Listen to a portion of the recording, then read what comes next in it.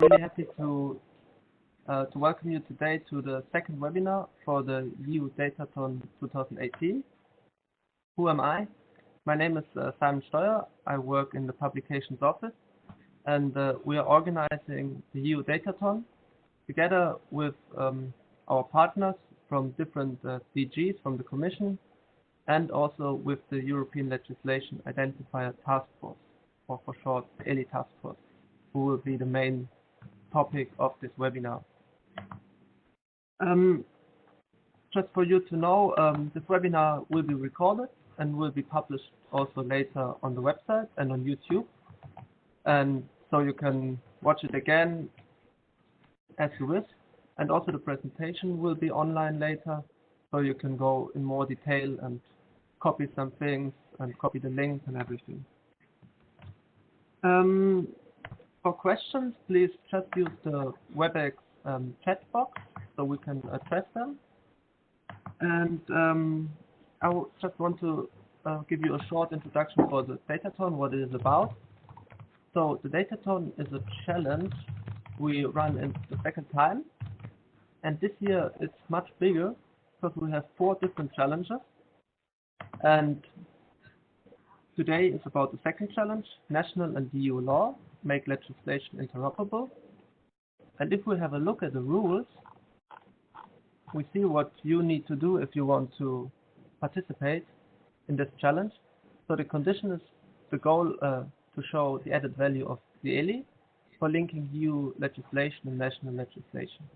And you can find all the links here in the condition for the datasets and what the ELI is about. What is interesting for you maybe is the next step. So you have time until the 15th of July, so still 6 weeks to go to develop an idea what you could do. And for each of the challenges, the first prize are 5,000 euros. And we hope you register and and submit a good idea. In the beginning, it's just a project description. You can register here, and the webinar will be then presented also here, also with the PowerPoint. Now, just one more thing. If you have questions or clarification for the Datathon, for the rules, how to participate, please always feel free and contact this email address, op-datathon. And now I would like to give the floor to Thomas, who will present the ELI. Thomas? Yep.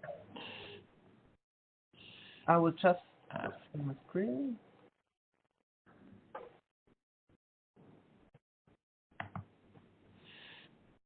Okay, I'm sharing my screen now. Hello, everyone.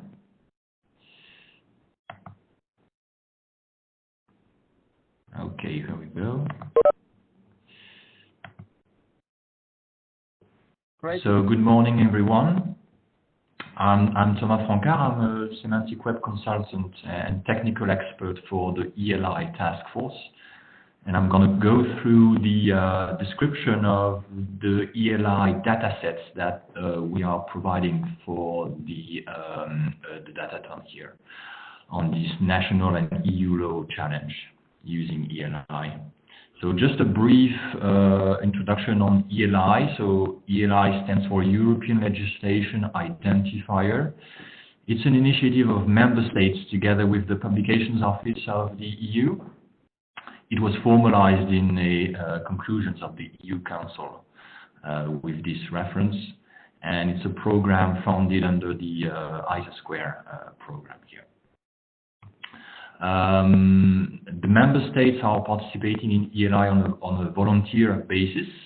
This is the list of currently enrolled member states in this ELI initiative.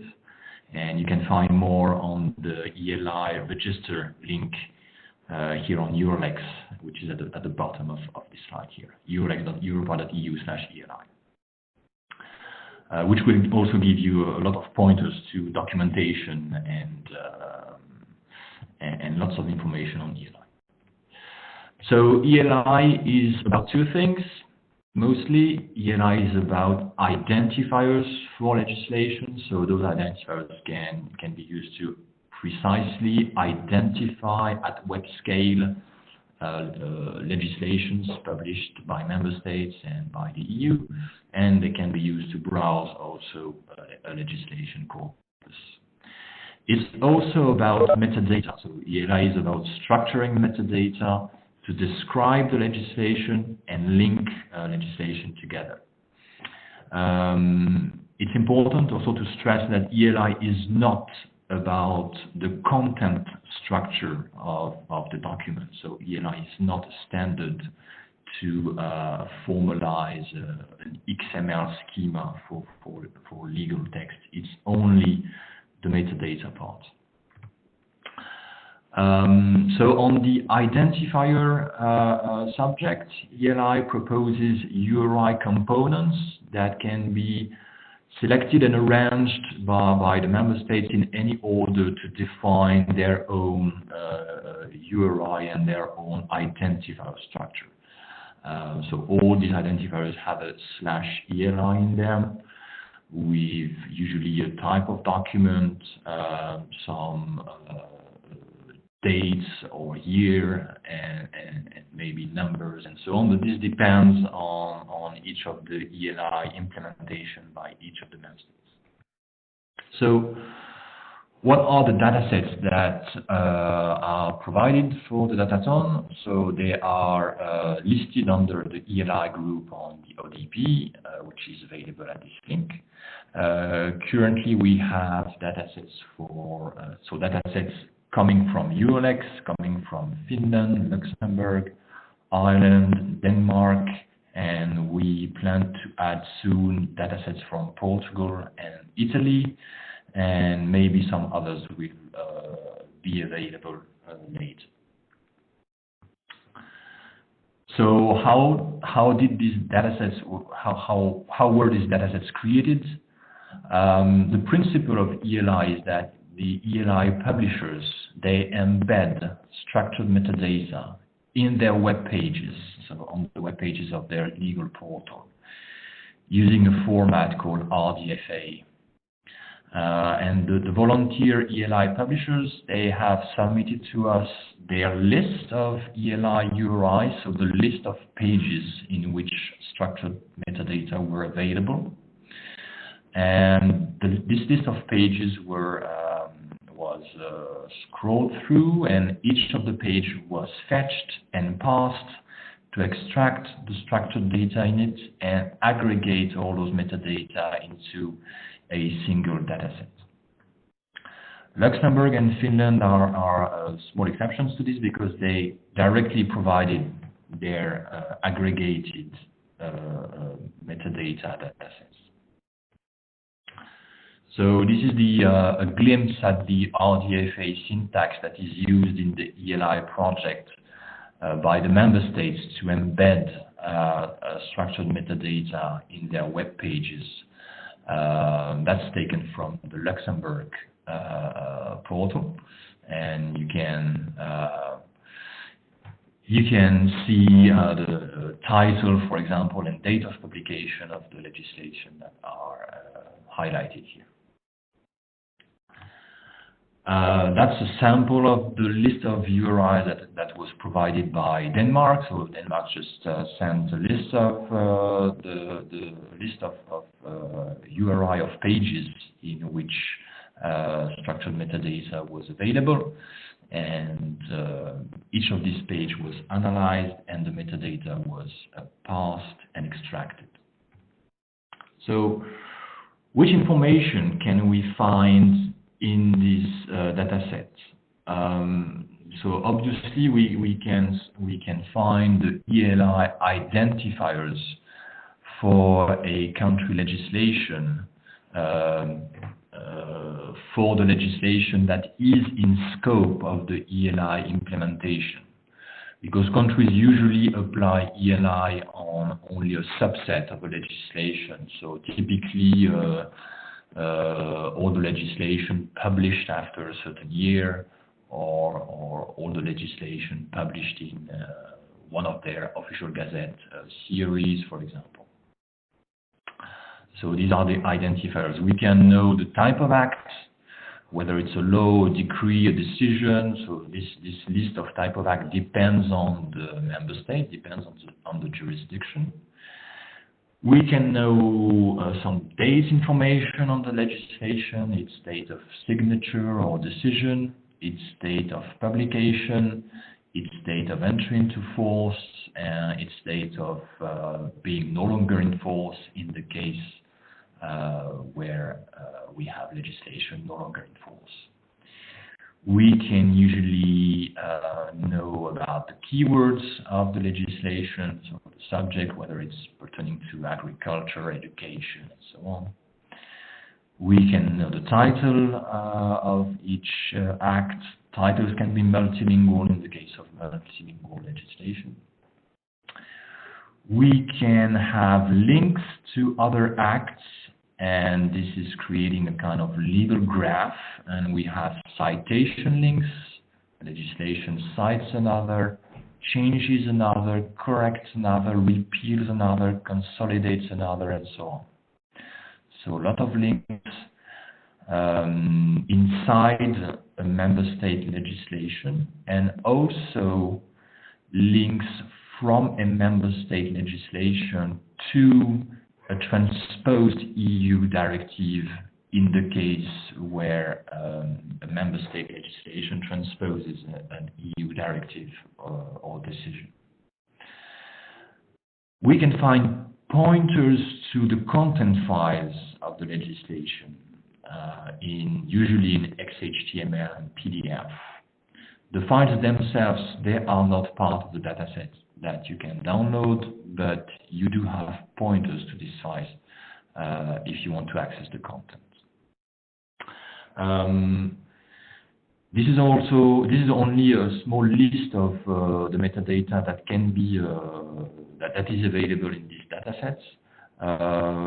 For a complete list of the complete description of the ELI data model, you can refer to this link here on publication.europa.eu/mdr/ELI, from which you will be capable of downloading two files describing the ELI model.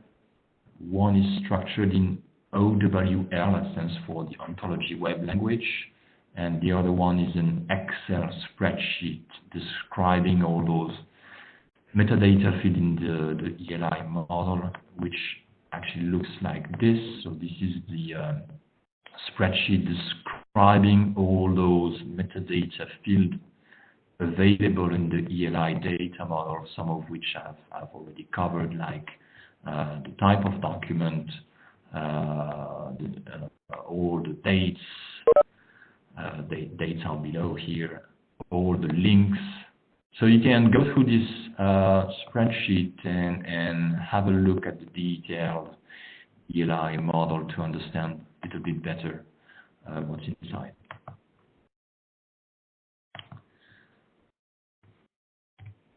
So the data sets are provided in RDF.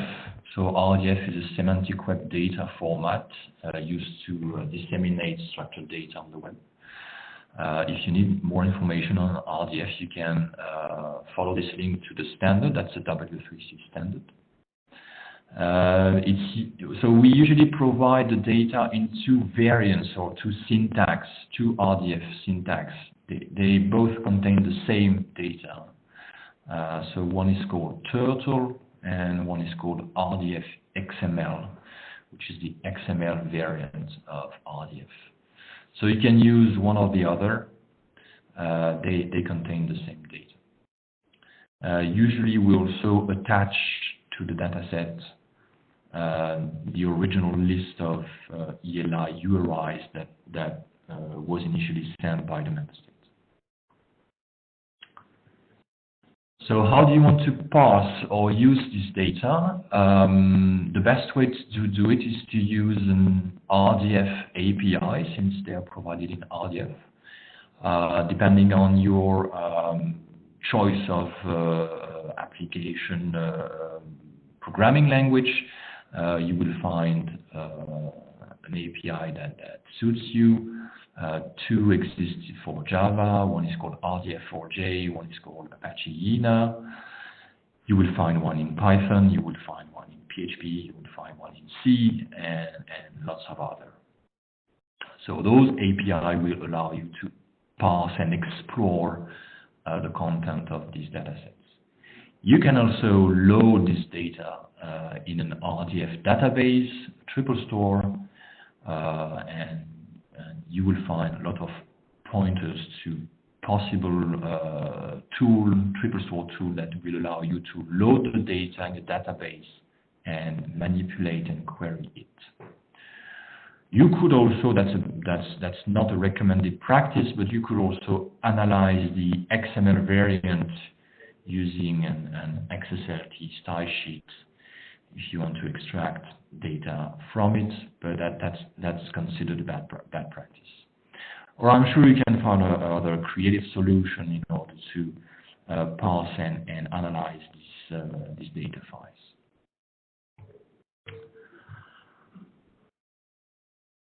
Now you can also query this data. You can navigate the data graph because it's data structured as a graph. You can navigate it using your preferred API, or you can also issue Sparkle queries to this data. So Sparkle is the query language for RDF data. You can find more on the Sparkle syntax, which is also W3C standard, by following this link here. As an example, here's a query that lists all of the EU directives with their English title ordered by their date of signature. So this is a query to be issued on the dataset coming from UNX. But it can be easily adapted for datasets for the other member states. Now some of the so an important idea, a very important idea, a key idea of this the structure of this ELI dataset is that these ELI descriptions are provided into different conceptual layers. These layers follow a conceptual model called FERBER, the functional requirement for bibliographic records, and this FERBER model, let's say, prescribes to split the description of resources into different layers, and we have applied this for ELI. The most abstract layer is to describe a given legislation, but independently of one of its version or one of its language. So when we refer, for example, to a directive with its number, we are referring to a specific legislation without specifically referring to one of the versions of that act. Now, there is also another layer of description to refer to a specific temporal version of a legislation, independently of its language. So we can refer, for example, to the version originally published in the official journal, or to a specific consolidated version of a directive. We can also refer to a specific linguistic variant of a specific version of a legislation. So, for example, refer to a specific English translation of a specific version of a directive. And finally, we can also refer to a specific file format for one of these given versions. And this will point us to an actual file, like an HTML or a PDF file, for a specific translation of a specific version of a given directive. This is visible if you navigate on the ULEX portal on the EU legislation. Those level of abstraction are visible. We have the highest level of abstraction with the number of the directive, and we have 23 linguistic variants for the same directive and 3 formats for each of these variants in HTML, PDF, and signed PDF of the official journal. That's an example from Eurolex, but the same applies to each of the ELI implementation in each member state. So really, the consequence of that, and that's one of the features of the RDF data format, is that we are really thinking and navigating in the graph of data, which basically means that all those levels of abstraction that are called ELI legal resource, legal expression, and format, they correspond to what I just described. They are linked together in a kind of hierarchy. We say that an abstract legal resource has multiple versions. Each of these versions can be expressed in multiple expressions, and an expression can be published in various formats that contains the final pointers to the actual content files. So we have a hierarchical graph structure here. Each of these levels is identified by its own identifier in the content, in the metadata. And each of these different levels is associated to different metadata on the legal resource level, since this refers to a specific legislation without knowing its specific translation, for example. On the legal resource level, we have everything related to content, like keywords, dates, links, author, and so on. On the legal expression level, we have everything related to the text, so to the actual signs that are used to write the legislation text, so everything related to title and language. On the format level, we have everything related to the file format, like the media type, the publisher of the specific file format, or whether a file format has a strong legal value, or if it's published only as an informative file. Sometimes you have electronically signed PDF that are authoritative and HTML versions that are not legally binding, that are published only for informative purposes. So we have this graph of information in the hierarchical description of a legislation, and we also have this notion of graph, of course, on all these links that are made from a legislation to another. That's an example diagram taken from Luxembourg, where we have a law in the middle with all of its pointers to other legislation. The specific law cites some other, it's related to some other, it's cited by another law, it has another law as a basis, it changes some other legislation, and it's itself changed by another law. So we have really a graph of legislation link that can be analyzed and that is available for creating smart navigation, analyzing the graph, and so on. This graph feature is really a key idea of ELI. Now I've included in this set of slides some detailed diagram of the data model of ELI.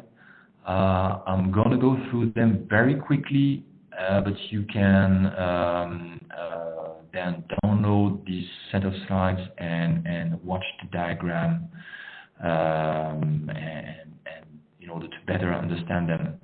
So I'm going to go through them very quickly. That's UML-like diagram that describes the data model of ELI. and so you can find these levels of abstraction I was referring to: legal resource, legal expression, and format. And here you have all the properties to describe legal resource or legal expression. This is a different view of the Excel spreadsheet I've already mentioned. So on the legal resource, you can see its date of document, date of publication, type of document, whether it's in force or not, the keyword, that's the is about property, number of the legislation, description, date of entry into force, and so on. We have also all the set of links, the change by, consolidates, repeals, corrects, amend, based on, transposed, applies, and so on. These are the properties to describe the legal expression level, titles, the title of an expression, the language of the expression, its publisher. Some of the links are also available at the legal expression level. And these are the properties to describe a format, a file format. So whether some specific file has a specific license, the format of the file, whether it's PDF or HTML, by whom it was published, the rights and rights holder associated to it.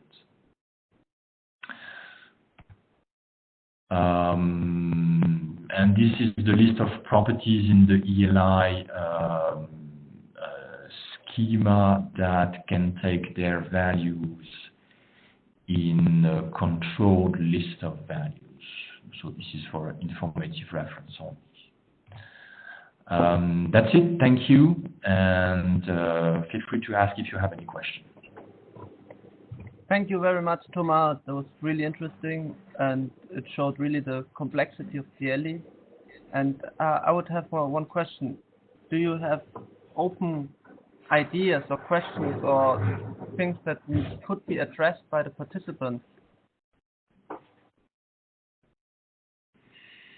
You mean potential ideas to reuse the data? Yeah, potential ideas to create an application or to create something. Yeah. Well, there's one main idea is this idea of graph. Okay, we have the data in the form of graph. So we can think about graph visualization, graph navigation. We can think about keyword analysis. We have keyword information, so we can think about what are the keywords most used and how to navigate into a legislative corpus through keywords, like mapping of a legislation using keywords or using type of documents. We do also have the transposition link from member state legislation to EU legislation, and this one is really interesting because this link articulates the member state datasets with the EU datasets. So we can also try to do analysis on how EU legislation was transposed into member states, and more specifically how the same directive was transposed differently across different member states. Then we can also analyze, maybe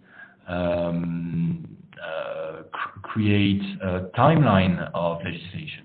We have the successive version of the same act. Maybe it's possible to also create timeline-based navigation inside the legislative corpus. That's the idea I can have. Thank you very much. I think there were really a lot of interesting ideas, so I think they can really choose from them or develop new ideas. And I see there are no further questions, so let me thank you all for participating, and thank you, Thomas, very much for this presentation. And for everyone else, the next webinar will be next week on Friday for challenge number 3. Thank you very much. Bye-bye.